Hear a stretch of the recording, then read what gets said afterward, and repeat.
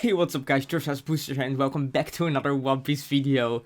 So today we're gonna be trying something pretty cool, and I understand this might be controversial because AI, there's a lot of opinions about it, but a lot of people consider this pretty much enemy of the state number one.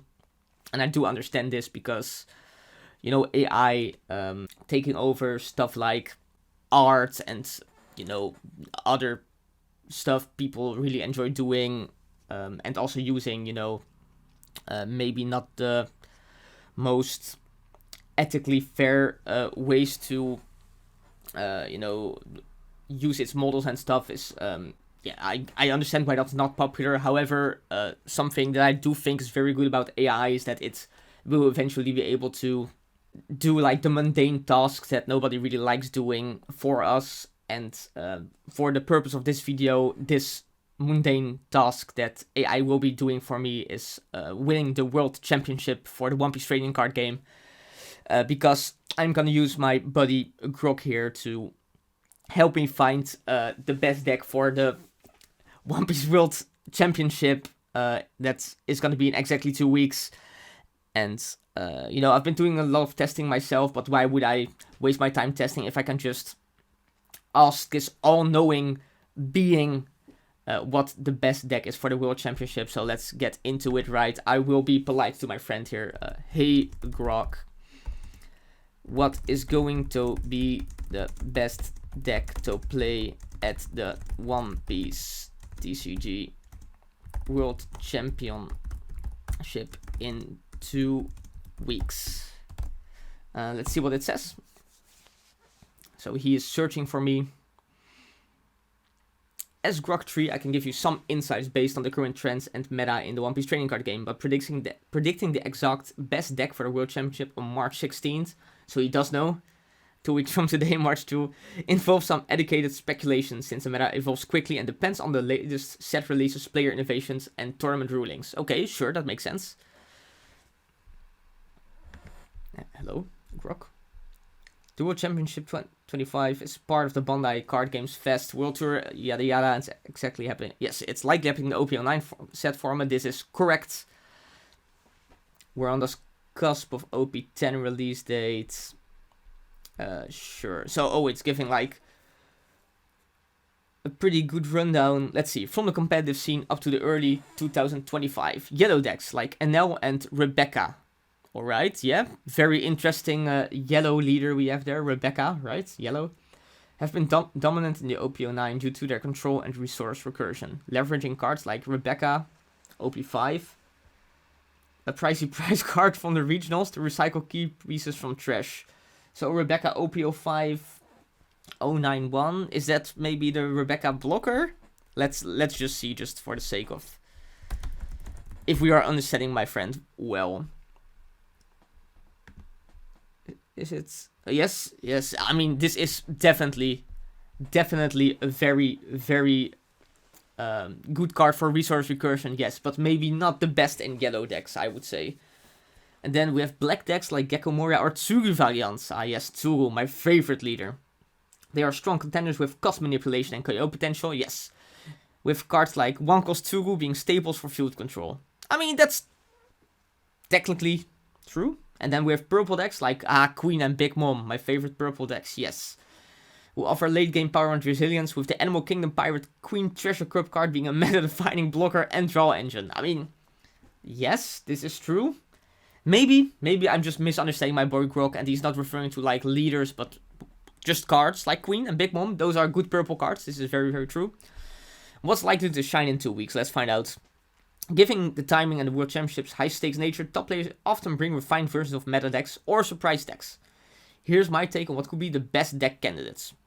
Yellow Enel control. I mean, I can see this, yes. Why?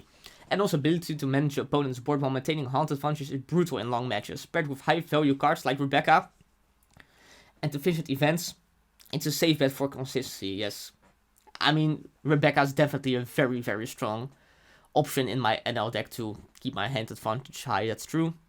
The key cards, NL, the leader, I mean, yes, that is definitely a key card. Rebecca, amazing card in NL, yes. And Yamato OPO8. Yamato OPO8. Is that just the Yamato that heals and... Is it? Let's see. No, this is Yamato OPO4. Then what is Yamato OPO8? Is there even a Yamato OPO8? I don't think so. This, maybe? Was an OPO5? Okay, yeah, Yamato OPO8. Yeah, very, very strong card. Definitely a key piece in my NL deck. Yes. And then we have Black Gecko Moria aggro control. Cool. Cool option. Black flexibility with cost reduction. Tsuru. Yes. Grok really likes Tsuru. Very good card. And removal lets it pivot between aggression and control. Moria decks have topped recently in online treasure cups, showing they're tournament ready. Fair enough. Key cards. Moria the leader, of course. Our girl 1 cost Tsuru. Very, very, very key card in this strategy. And Perona. And then specifically the 2024 championship prize. I mean, can't be playing that filthy common. We have to play the championship one. I get it. Strengths, quick KOs, and adaptability to various matchups. I mean, yeah. I do find it's weird that I apparently don't have to play Rebecca in my Gecko Moria strategy, but I do get to play it in my NL strategy. But that's cool. That's cool. I can see it. And then we have Purple Queen midrange. Purple staying power and ability to close games with high cost characters like Queen make it a sleeper hit. The Treasure Cup Queen cards draw and blocker status shore up weaknesses.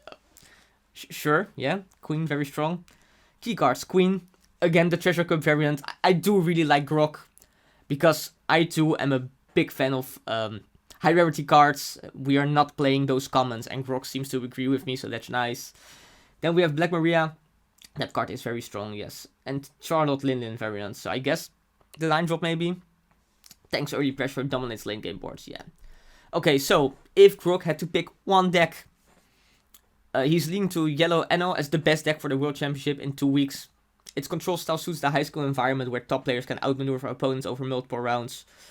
However, don't sleep on Black Moria. It's been gaining traction and could surprise if players stack against Yellow's dominance. Because yes, Yellow, very dominant. Final thoughts, the meta might shift slightly with Lost Min Prep or OP10 leaks, so keep an eye on exposed from top players or limitless 1Piece tournament results in the next week for any late game-breaking trends. What's your playstyle? Aggro, control, or midrange? That could sway your choice too. Let me know if you want a deeper dive into any of these decks. I mean, just for the sake of really being sure that I should play my Yellow NL deck with Rebecca in it, I'm just gonna be asking for a deck list. Can you maybe provide me a deck list and some other tips on the Yellow NL strategy?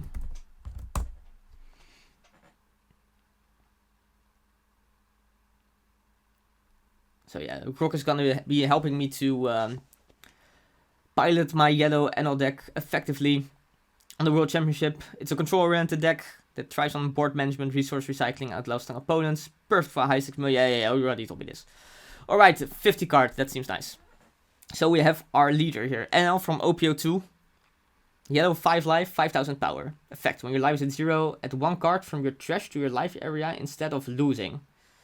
Okay, once per turn when you play an event, you may rest this leader to trash 1 card from your hand and draw 1 card. Okay, so that's very cool. So if I'm losing the game, I can just, when my life is 0, add 1 card from my trash to my life area instead. And it doesn't seem to be once per turn, so, I mean, yeah, this leader seems very good to be winning the World Championship. And then it does have some, like, cycling, which is nice. Then white. The life recursion gives you staying power, and the event triggering draw engine keeps your hand stocked for control plays. That makes sense. Alright, so here we have the Rebecca. With the effect, we play 4, sorry. 30 characters, by the way, so that means we're gonna be playing 20 events in this list. On play, adds up to 1 yellow event from your trash to your hand. Okay, so, sure. Very, very cool. Oh, and then here we have the Yamato from OPO8 that Grok was talking about earlier. When attacking, you may rest this card. Look at the top 3 cards of your deck, reveal 1 event and add it to your hand and place the rest at the bottom of the deck in any order. So, this has some cool synergy with our leader effect. So yeah, I understand why it's a key card. Rebecca as well. So we really want to be playing those yellow events. Like Amaru, I guess. And What's the one that says like plus 4,000 if your life is at 2 or lower, or your opponent's life is at 2 or lower? Makes sense, yeah. Then we're playing Fornami. On play, draw 1 card if you have 3 or fewer life cards. 2 cost, 3,000 power, sure. Early draw to dig for combo pieces, synergizes with Enel's low life playstyle. Makes sense. Then we're on just 3 VV. On player, if your leader is yellow, rest up to one of your opponent's characters with a cost 5 or less. So this is basically just Usahachi, right? I can see why we are playing this. I wish we could see if those cards had counter or not in this deck list. Okay, and then 3 Hanya Ball when this character is KO'd, add up to 1 yellow. So we're really cycling those yellow events. Really. Another recycler with beefy stat line. 6 or 7,000 power. Yes, that is pretty strong. Oh, we're playing Rob Lucci, guys. We're playing Rob Lucci. I like Rob Lucci. Effect. On play. KO up to one of your opponent's rested characters with a cost of 5 or less. 7 cost, 8,000 power. So I guess this is like one of our boss monsters. Maybe. Then we play Sugar, which is a 1 cost on play. Rested to one of your opponent's characters with a cost of 3 or less. So basically another Usahachi. Combos with VV for chain resting, definitely. Then 2 Koala. On play, if you have 2 or fewer life cards, draw 1 card. Again, just a draw. 4 cost, 5,000 power, always good. Okay, and then we're playing 18 events in our World's Winning deck list. Thunderbolt. KO up to one of your opponent's rested characters with a cost of 5 or less. So I guess this is basically like the actual Thunderbolt, but then a little bit less good, but there is no cost, so evens out. Guard point. That's a good card. Give up to one of your leaders or characters plus 2,000 power during this turn. If you have 2 or fewer life cards, draw 1 card. This is actually very good. Like, if this card existed, I'm 100% sure that Enel would play this. Rejection Shot. Maybe a retrain of rejects? Rest up to one of your opponent's characters with a cost of 6 or less, then draw 1 card. Actually, also kind of good. Like, if it existed. Diablo Jumbo. Yes. KO up to one of your opponent's rested characters with a cost of 4 or less. So I guess this combos with, like, our other events. It does seem like this deck will struggle with big bodies. So maybe not like the best Shanks matchup. Not sure. Heavenly Fire. KO up to one of your opponent's characters with a cost of 7 or less. Okay. Cool. It's removal for late game threats like opposing Queens or Zoros. Yeah, makes sense. Zoro double R, by the way. New character incoming. And then 2 Amago. Give your leader of up to one of your characters plus 3,000 power during this turn. Then draw 1 card. Sure. Then we're playing 2 Stage Skypia. Your leader gains... What? Your leader gains plus 1,000 power. If you have 2 or fewer life cards, your yellow characters gain... This is... This is Moby Dick, but better. But better. We're playing a 6k leader. Only 2 stage though, because apparently we don't want to be seeing this right away. I guess. I don't know. Alright, so we do have some strategy tips here.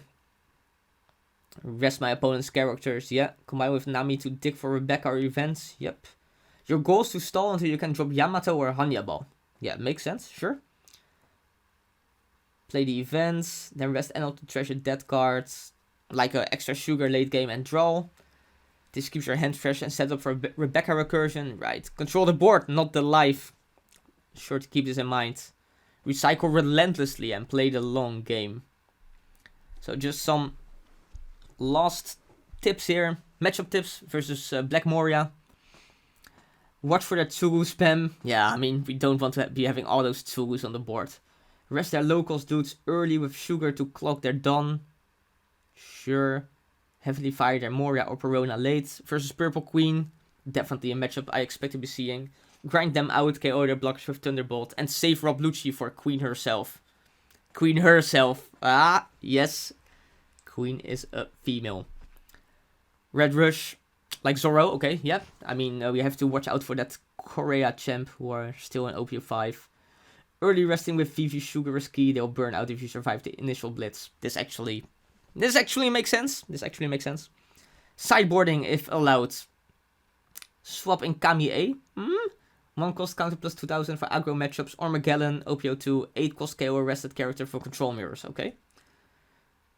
Yeah, check World's rules on sideboards closer to date. I don't think I will have to be worrying about this. Practice and prep. Test online. Platforms like Limitless or Discord communities often run OPO9 tournaments. Yeah, that makes sense, sure. Watch X, of course Grok. Search for Yellow Enel OPO9 post after March 8 to see if top players tweak the list post regionals. Yeah. Mulligan 4, Rebecca of course, or Nami and Sugar. You want early control and a recycler. Yep. This build balances consistency, control, resilience. Let me know if you want to tweak it for a specific matchup or if you've got some spicy tech cards in mind. How's your collection looking? Got those Rebeccas ready? Thank you so much, Grok. And thank you so much for watching as well. I did enjoy this, and I might actually do another one of these because I do enjoy these decks that Grok is making up for us, apparently.